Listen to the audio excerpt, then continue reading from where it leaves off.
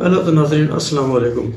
तो आज हम आपको जो किस्सा सुनाने जा रहे हैं वो है हमारे मौजूदा केयर टेकर निगरान वज़ीर आज़म का। तो नाज़रीन, हुआ कुछ यूँ कि हमारे वज़ीर आज़म का एड्रेस रखा गया लम्स यूनिवर्सिटी में। तो जहाँ उन्होंने ख़ताब फरमाना था, स्टूडेंटों के साथ एड्रेस करना था। तो जब हमारे केयर टेकर वज़ीर आज़म लम्स यूनिवर्सिटी में पहुँचे तो वो 50 मिनट लेट थे। तो इस बात का उनको तो इल्म नहीं था कि होगा क्या, लेकिन जैसे ही उन्होंने अपनी दो चार बातें की और उसके बाद कहा क्या कि अभी मैक जो है वो स्टूडेंट के हवाले किया जाए और जो है सवाल और जवाब का सिलसिला शुरू किया जाए। तो नाजरीन, पहले ही स्टूडेंट को जब माइक दिया गया तो उन्होंने ये सवाल किया कि एक तो मुझे दुख है कि आप 50 मिनट लेट हैं। उस्ताद अपनी क्लासेस छोड़कर, तलबा अपनी पढ़ाई छोड़कर यहाँ आपके इंतज़ार में बैठे हैं। और दूसरा, मुझे ये लगता है कि हमारे मौजूदा वज़ीर आज़म, केयर टेकर वज़ीर आज़म को इल्म का शऊर नहीं है और इल्म की कदर नहीं है, कि मुझे ऐसा लगता है। तो नाज़रीन, उन्होंने जो काकड़ साहब ने आगे से जवाब दिया कि मैं एक मीटिंग में था, तो वो मीटिंग जो है उसमें हमें ताख़ीर हुई, तो जिसकी वजह से मैं यहाँ देर से पहुँचा।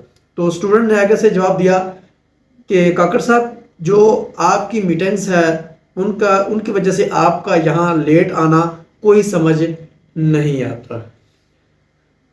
वजह क्या है कि आपकी समझ क्यों नहीं आती? क्योंकि अगर हमारा पिछला दौर, ये जो पिछला 1.5 साल गुजरा है, उसको मद्देनज़र रखते हुए देखा जाए कि आपकी जो मीटिंग्स है उसका कोई एक फैसला भी, एक बिल भी अवाम की हक में नहीं आया। तो काकड़ साहब को ये नहीं पता था कि वो अब पढ़े लिखे नौजवानों के हत्थे चढ़ गए हैं। तो जब स्टूडेंट्स ने ये सवाल किया तो उनके पसीने छूट गए। शायद उनको अपनी नानी भी याद आई हो, ये मैं कुछ नहीं कह सकता, लेकिन काकड़ साहब ने वहाँ बैठे बैठे तकरीबन 3 बोतलें पानी की पी ली।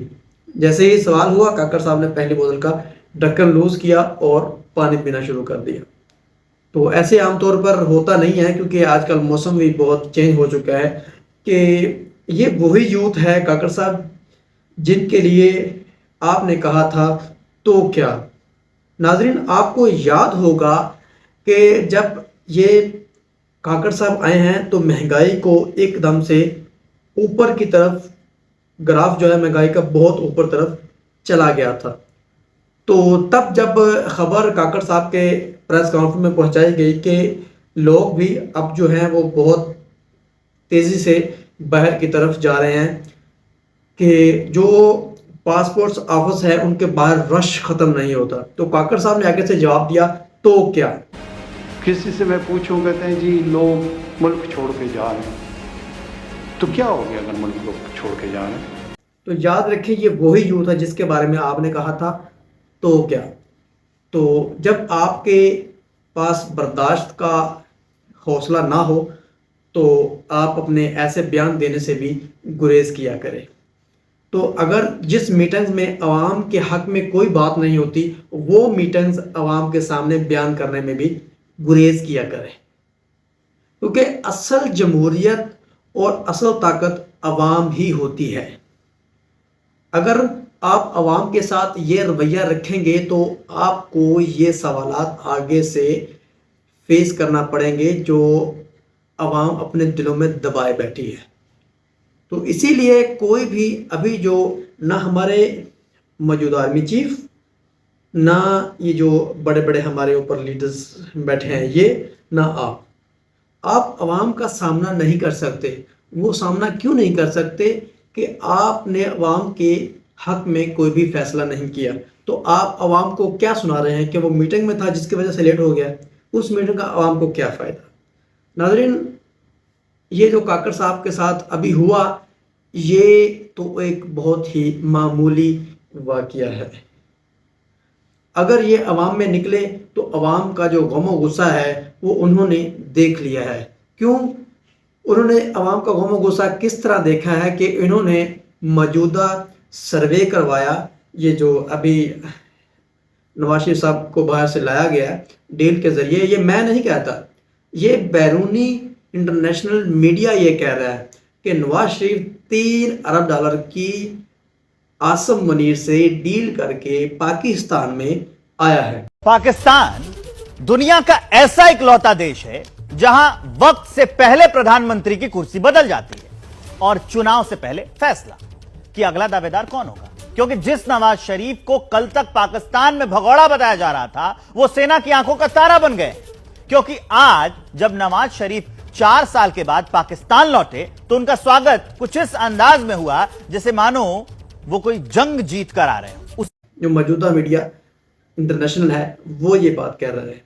تو اگر آپ یہی فیصلے کرتے رہے تو عوام کی نظر میں آپ کی عزت کبھی بھی نہیں بڑھے گی. تو انہوں نے جو سروے کروایا ہے تو اس کے مطابق 97% جو عوام ہے وہ خان کے حق میں ووٹ دے رہی ہے، جس کی وجہ سے آپ عوام کا سامنا نہیں کر سکتے.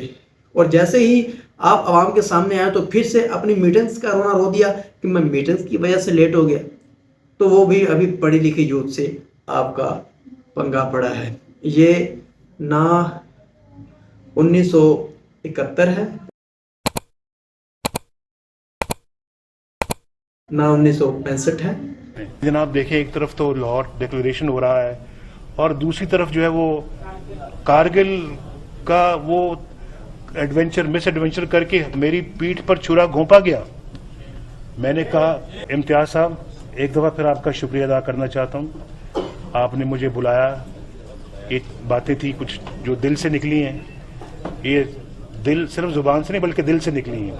نہ 1981 ہے جس کی وجہ سے جو آپ سمجھ رہے ہیں کہ میں عوام کو جو بھی ہم باتیں کہیں گے وہ یہ مان لیں گے. آج کا دور پڑھا لکھا دور ہے تو جس کی وجہ سے آپ کو یہ معاملات جو ہیں یہ اب بڑھتے جائیں گے آپ کے سامنے. آپ کے لیے مشکلات بڑھتی جائیں گی، کم نہیں ہوں گی. اگر آپ چاہتے ہیں کہ عوام آپ کو عزت دے تو عوام کی عزت آپ کو کرنا سیکھنی پڑے گی. تو ناظرین چلیے آج کے لیے بس اتنا ہی. ملتے ہیں اپنے اگلے ولاگ میں، تب تک کے لیے اللہ حافظ.